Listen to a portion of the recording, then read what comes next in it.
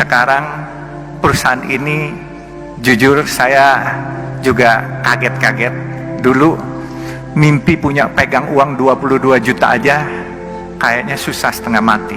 Tahu-tahu proyek dikasih 22,5 triliun dari pemerintah. Ini satu kepercayaan yang luar biasa. Anak jalanan loh, anak kampung. Dan saya cuma punya mimpi satu di terakhir lagi saya ceritakan. Mimpi saya baru terrealisasi 3. Mimpi saya adalah membangun tempat ibadah buat umat Islam, kebenaran agama Islam. Membangun masjid atau musola sampai 1000 biji. Saya baru 3. Maaf, saya bikin masjid yang oriental look. Bentuknya Chinese look. Itu bukan apa-apa. Saya ingin menyebarkan syiar berdakwah, kebenaran saya keturunan Tionghoa.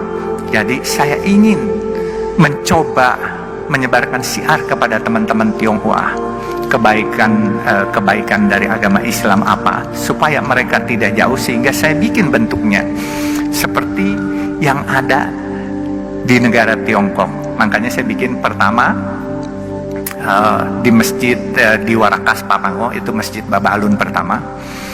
Yang kedua yang unik, saya lagi letakkan batu pertama, tahu-tahu di belakang saya ada yang bersuara. Waktu itu hari Sabtu, saya nyumbang boleh nggak?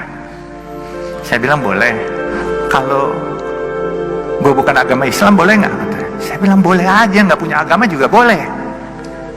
Terus ngeyel lagi nyaut, kalau gitu gue sumbang semuanya deh.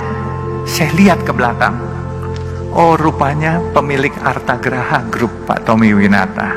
Akhirnya beliau sumbang satu masjid di depan pintu Ancol Karnaval. Luar biasa kebinekaan ini. Jadi disumbanglah satu itu. Saya bilang silakan pakai nama AGP. Enggak, dia bilang pakai Baba Alun AGP, Artagraha Peduli. Jadi masjid kedua. Masjid ketiga saya bikin hampir jadi di depan gerbang tol Depok Antasari, Desari. Kebenaran jalan tol Desari pun kami punya.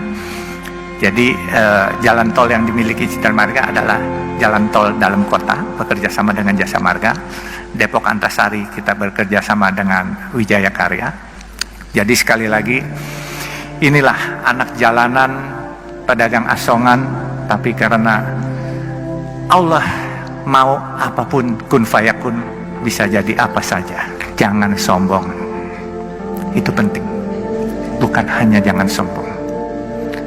Harus selalu merasa iba atas kekurangan dan kebutuhan orang lain yang belum tercukupi. Saya alhamdulillah, buat saya dulu megang proyek, sekarang kalau dikasih proyek 22,5 triliun tidak akan merubah lifestyle saya.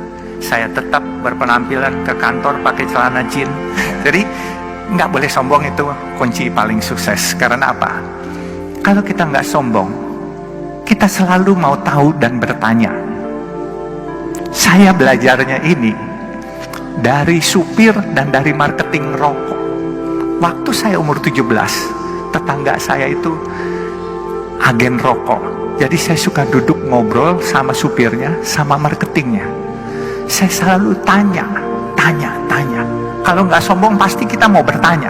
Kalau sombong, misalnya orang ngomong apa, kita sok bisa, padahal kita nggak ngerti apanya. Itu kita harus tanya. Nggak usah malu-malu, apaan sih? Ini menambah wawasan kita. Nah, setelah menambah wawasan kita, insya Allah kita jadi pinter. Saya sekolah tidak lulus kayak adik-adik wisudawan sekarang. Saya sekolah cuman sampai SMA, lulus, terus saya di Fakultas Kedokteran pernah, di Fakultas Hukum pernah, cuman tingkat 1, tingkat 2 saja. Tetapi ya, saya bisa jadi hari ini, masa kalian yang sudah sarjana gak bisa lebih dari saya? Gengsi dong. Semua intisari orang sukses sudah dibacakan oleh Ibu Prita tadi semuanya.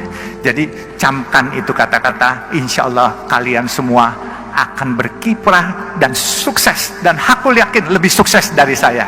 Amin, amin ya rabbal alamin.